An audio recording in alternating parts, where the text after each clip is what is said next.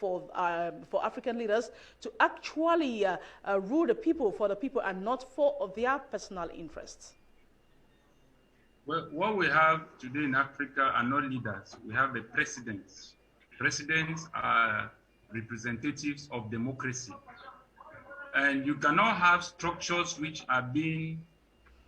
were actually designed and carved by the colonialists to support another union which was opened by the colonialists and is still funded by the colonialists. You see, the problem of Africa is not the government and it's not the EU. The problem of Africa is their lack of unity. We are disunited because of structures and systems that has kept us apart from one another.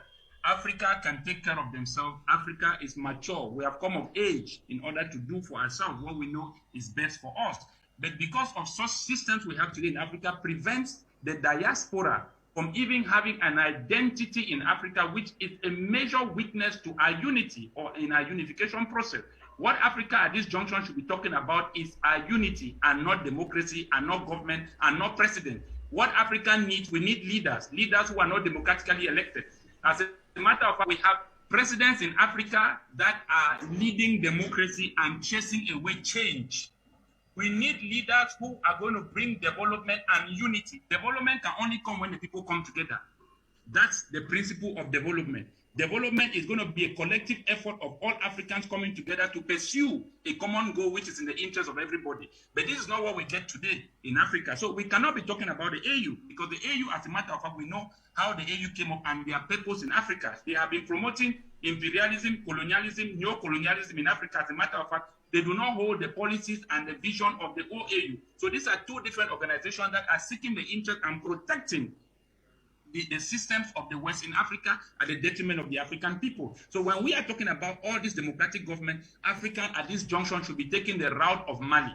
We don't need presidents that are democratically elected who do not bring change to their people. As a matter of fact, they are unable to bring change to their own local communities or to their various nations because they go in there and they come to realize that democracy is more of a secret society or a cult where their hands are tight, they are unable to do things, they are heavily indebted. You have what we talk about the structural adjustment policies where you always keep negotiating every day, give one thing to take one thing. Any decision they make, whether it's good or it's bad, is always at the detriment of the African people. We need to change this. We cannot be talking of terrorism in Africa where France is like, they walk like hyenas. France is like the UN. France is like the EU. France is like the US. This works like a block.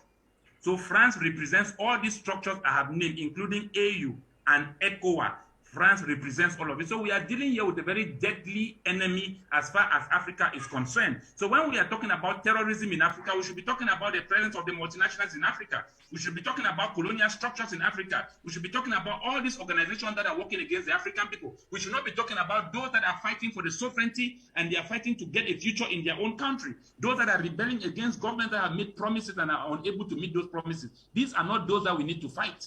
These are not the cause for why we need to come together. This should have not been the cause for the G5 to be formed in 2014. As a matter of fact, what we should do as a people is to do what Mali is doing. We come together. We don't need who voted AU, who voted ECOWAS, who voted the UN. How do you bring us in a global world where the system which are put in place only supports the European, only promotes white supremacy? We cannot run down this road. We are not slaves. We want to be able to manage ourselves. We want to be able to have the right to self-determination. We want to be able to pursue our own future. We want to be able to have an Africa where it becomes a home for all Africans in Asia, in America, in the Caribbean, in Haiti, and all those places. We want Africans to come back home. We want to be able to be proud of ourselves, to be able to push our own civilization, our own identity, our own values, our own tradition, and our own customs. Why are we not allowed to do it? What is France doing in Africa? What is the European Union being a partnership with the G5? Are we partnership with the EU? The answer is no. AU is not partnership with the EU. AU is not partnership with the UN. As a matter of fact, why are they always partnership to our own organization that are representing the masses of our own people? We have presidents that are leading parties and not leading the people, not because they intend to do so, but because Democracy is a leadership on its own that influences all leaders that are under that sector. So this is very important for us to understand. That's why they keep going to the meeting every year in Washington, D.C. at the UN meeting. What are they going to do there? When we did not vote for the UN was open. Africa was not reborn by the West at that period. We did not vote for it. We didn't make contributions. We do not have veto seats. So what are we doing with the UN? The UN is all in Africa.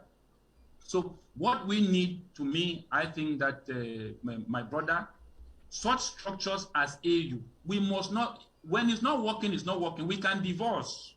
When something is not working for people, you are not forced to stay there. We can divorce. Same as the UN, we can divorce. We can learn to live together by living apart. That's exactly what Mali is doing. Mali does not want to live together because it has realized that its people are being heavily abused. Malians have suffered for 25 years under democratic system. France in its 14 colonies is making 500 billion CFA every year for colonial tax. Is that not enough economic terrorism on its own to the African people? France has 19 military bases in Africa. AFRICOM has 29 military bases in Africa. What are all those military bases doing when we still have the Congo DRC heavily being exploited?